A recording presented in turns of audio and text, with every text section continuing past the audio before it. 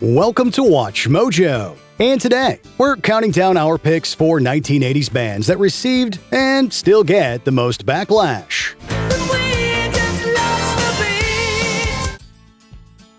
Number 10. Warrant. Warrants can pretty comfortably be filed into the category of bands that are almost like a caricature of themselves.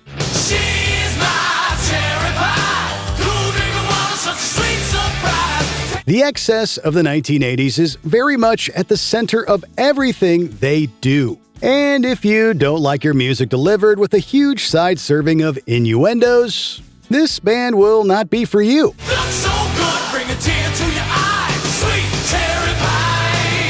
They wanted their listeners to know exactly what type of lifestyle they led, which, for a time, was fine.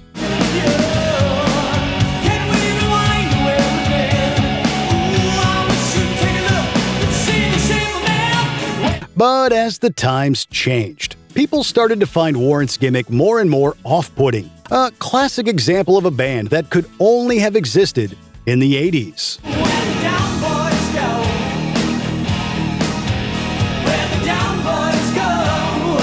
Number 9. Tesla. Tesla certainly would have liked to single themselves out from their peers, but even their blues-tinged take on glam metal wasn't enough to save them.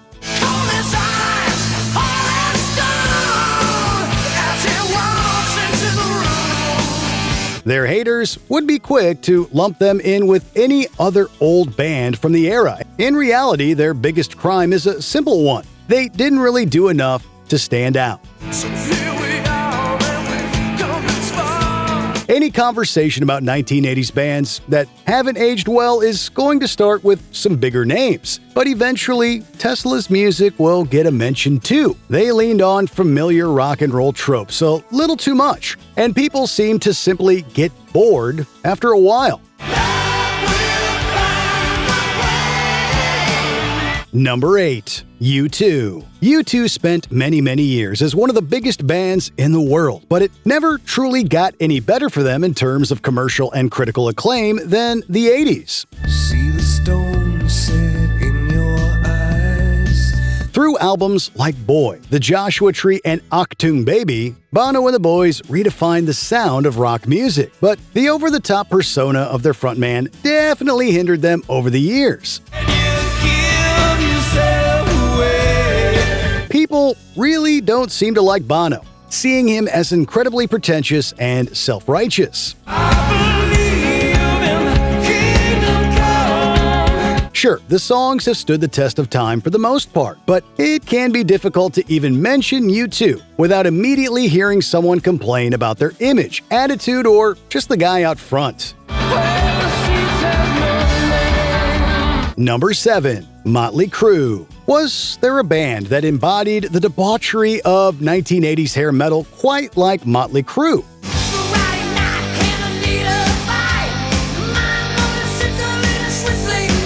These guys didn't earn their reputation by accident either. No, they actively wanted every last drop of notoriety they could get, so they tended to act as outrageously as possible.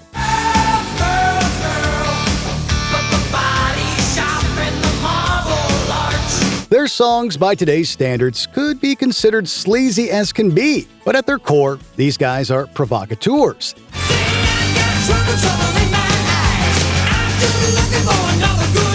The fact that they seem to commercialize controversy earned them quite a lot of money in the 80s, but it also helped to make them almost unpalatable when the decade finally came to its end.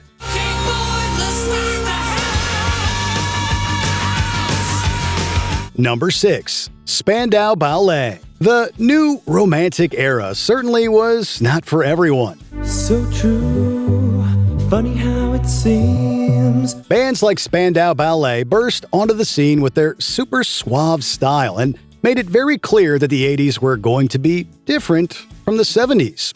I know this much is true. They scored a few enduring hits with songs like Gold and True, but it's easy to see why many have dismissed them as artificial sounding or shallow.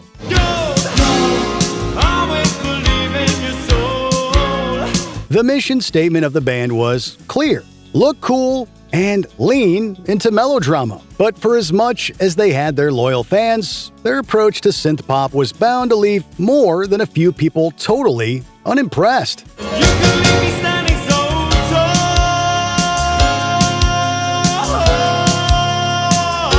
Number 5. Foreigner. Fans of ultra-polished anthemic stadium rock probably enjoy Foreigner just as much as any of their contemporaries. You're not shy, you get around. But to many music purists, their incredibly safe approach to music just doesn't cut the mustard. It gets so urgent, so urgent. Everyone loves a good hook, but Foreigner have been accused of writing music that leans far too heavily into the over-dramatic side of things. But the day life goes on. Hit singles like I Wanna Know What Love Is are about as 80s as it gets. And if you left that decade trying to move on from that kind of thing, chances are you're not a Foreigner fan. I wanna know what love is. Number 4. Guns N' Roses. No one can deny that Guns N' Roses have talent and that their early albums proved that beyond a shadow of a doubt. But people certainly became tired of Axl Rose's egocentric behavior. The lack of end product from that point onwards didn't help. Showing up late to gigs, several public feuds, and an extremely long wait for the disappointing Chinese Democracy changed many fans' opinions of GNR. The songs themselves are legendary, but it seemed as though the band, and Rose in particular, let their egos define them way too much.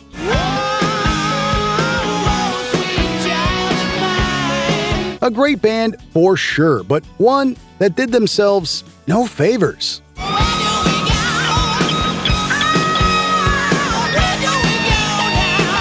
Number 3. Poison. Excess was at the core of everything that a lot of 80s bands stood for. Poison were not unique in that sense, but boy, did they push things to the limit.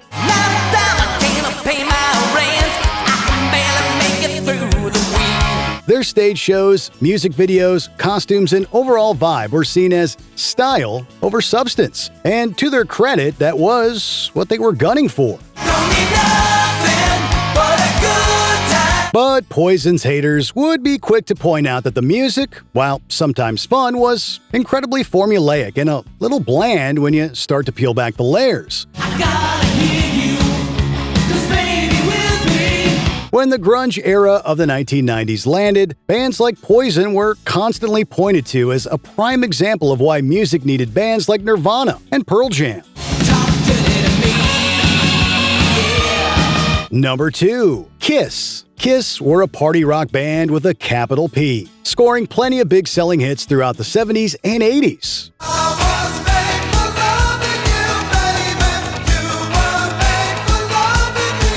But for every person who was enthralled by their theatrical edge, fun, and catchy hooks, there was another who considered them cheap and gimmicky. Kiss were definitely not reinventing the wheel with their music, but many of their detractors believe that their makeup is by far and away the most interesting thing about them. Strip it away, and you're just left with generic 80s filler. Oh. And it doesn't help that Gene Simmons has a reputation for being a bit of a pain. Before we continue, be sure to subscribe to our channel and ring the bell to get notified about our latest videos. You have the option to be notified for occasional videos or all of them. If you're on your phone, make sure you go into your settings and switch on notifications. Number 1. Starship. Starship is one of those bands that you either love or hate. Say you don't know me, I recognize my face. But if their brand of extremely slick, corporatized stadium rock isn't for you, you are likely to absolutely despise them. Songs like We Built This City and Nothing's Gonna Stop Us Now might have been smash hits, but they most certainly split people right down the middle. We built this city on rock and roll. In fact, they are often cited as one of the prime examples of bad 80s music.